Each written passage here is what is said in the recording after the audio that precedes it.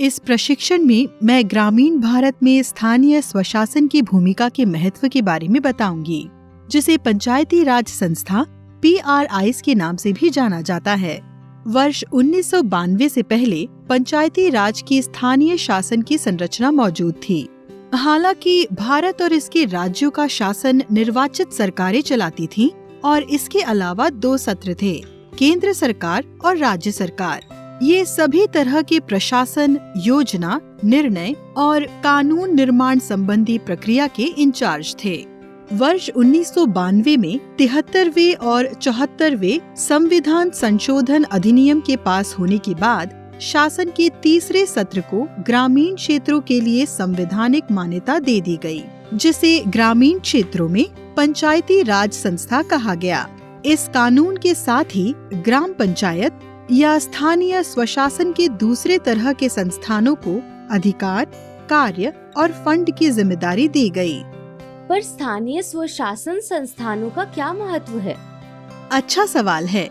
चलिए हम समझने की कोशिश करते हैं कि PRIs या स्थानीय स्वशासन संस्थानों का क्या महत्व है। 1 अरब से अधिक की जनसंख्या वाला भारत दुनिया का सबसे बड़ा लोकतंत्र है। भारत की यह जनसंख्या भाषा, धर्म, विभिन्न जातीय समूह आदि की दृष्टि से भी काफी विविध है। केंद्र और राज्य सरकारें इस विविधतापूर्ण जनसंख्या की जरूरतों और हितों का प्रतिनिधित्व करने में सक्षम नहीं थे और इसीलिए स्थानीय स्वशासन की शुरुआत की गई। स्थानीय स्वशासन या PRIs में ग्राम पंचायत के स्थानीय समुदाय के निर्वाचित प्रतिनिधि शामिल होते हैं, जिनका चुनाव उनके अपने गांव के निवासी करते हैं। स्थानीय स्वशासन व्यवस्था यह भी सुनिश्चित करती है कि सबसे निचले स्तर के लोगों की आवाज भी सुनी जाए।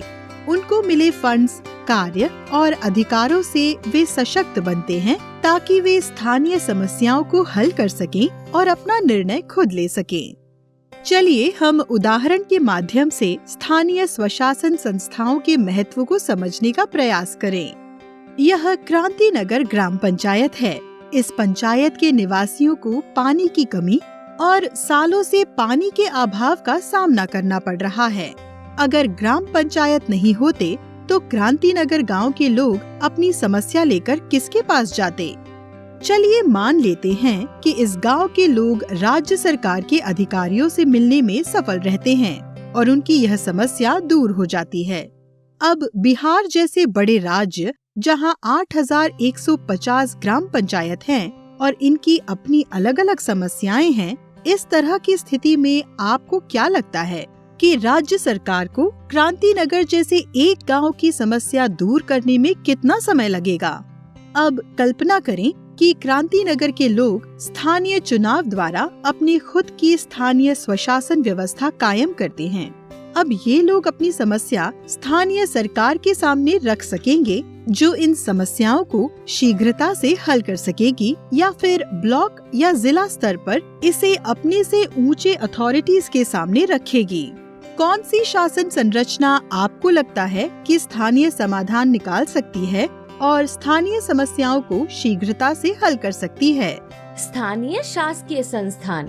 लेकिन रोशनी दीदी, LSGIs और ग्राम पंचायतों में क्या अंतर है? क्या वे एक ही हैं? मीना, आपने सही प्रश्न पूछा है। अधिकतर राज्यों में ग्राम पंचायत स्थानीय शासकीय संस्था है, लेकिन जिन राज्यों में जनजातीय जनसंख्या है, उन राज्यों में इन समूहों के अधिकारों की रक्षा के लिए अनुसूची क्षेत्रों का गठन किया जाता है, जो प्रशासन की अपनी परंपरागत व्यवस्था का पालन करते हैं। झारखंड, महाराष्ट्र, मध्य प्रदेश और उत्तर पूर्व के कुछ राज्यों के कुछ भागों में इस तरह की शासन व्यवस्था का पालन करते हैं और यह भी स्थानीय स्वशासन संस्थानों की परिभाषा के तहत आता है। रोशनी दीदी, पर हमें कैसे पता चलेगा कि इन स्थानीय स्वशासन संस्थानों की भूमिका और जिम्मेदारियां क्या हैं? संविधान के अनुच्छेद 243G के तहत विभिन्न प्रावधानों के माध्यम से ग्राम पंचायतों को सशक्त कराने के प्रयास किए गए हैं। स्थानीय स्तर पर आर्थिक विकास और सामाजिक न्याय के लिए योजनाएं बनाने और उन्हें लागू करने के लिए 11वीं अनुसूची में शामिल सभी 29 विषयों से संबंधित शक्तियां और अधिकार ग्राम पंचायत को सौंपने का अधिकार राज्यों को दिया गया है। कृषि, पशुपालन, स्वच्छ पेयजल, ग्रामीण आवास, ग्रामीण विद्युतीकरण, शिक्षा, पीडीएस, ये सभी विषय LSGIs की जिम्मेदारी हैं। सरकार ने केंद्रीय वित्त आयोग अनुदानों, जिसे आमतौर पर वित्त आयोग अनुदान कहा जाता है, के तहत LSGIs के लिए विशेष रूप से फंड आवंटित किए हैं। राज्य सरकार भी राज्य वित्त आयोग अनुदान के तहत फंड आवंटित करती है। बाजार टैक्स और ऐसे ही अन्य टैक्स लगाकर LSGIs भी अपना खुद का राजस्व भी उत्पन्न कर सकता है। इसे आमतौर पर राजस्व का उनका अपना स्रोत भी कहा जाता है। विशेष रूप से केंद्र प्रायोजित योजनाओं, जिसमें प्रमुख है मनरेगा फंड, को लागू करने के लिए भी LSGIs को फंड प्राप्त होता है। वर्ष 2015 में 14वें वित्त आयोग के माध्यम से पहली बार GPs को फंड उपलब्ध कराया गया, जिसने उन्हें अपने विकास के लिए योजना बनाने का अवसर उपलब्ध कराया। इसके बाद से देश भर की स्थानीय निकायों से यह अपेक्षा की जाने लगी कि वे किसी संदर्भ विशेष के लिए जरूरत आधारित ग्राम पंचायत विकास योजना GPDP या ग्राम विकास योजना VDP बनाएंगे, जो कि ग्राम पंचायत की वार्षिक कार्य योजना है।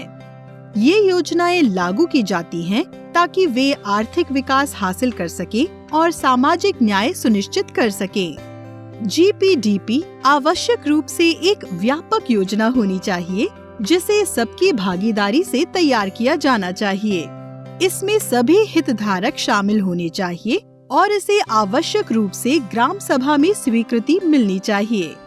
SHG संघों के लिए यह आवश्यक है कि वे GPDP की तैयारी की प्रक्रिया में हिस्सा लें, गांव गरीबी उन्मूलन परियोजना तैयार करें और इसे GPDP में शामिल करने के लिए इसको ग्राम पंचायत के सामने रखें। मुझे ये पता ही नहीं था कि LSGIs के साथ काम करने में SHG नेटवर्क की भी इतनी महत्वपूर्ण भूमिका है। हाँ मीना, स्थानीय स्वशासन संस्थाओं को दूसरे सामुदायिक संस्थानों के साथ नजदीकी सामंजस्य बनाते हुए काम करने की जरूरत है, ताकि आर्थिक विकास और सामाजिक न्याय के अंतिम लक्ष्य को प्राप्त किया जा सके।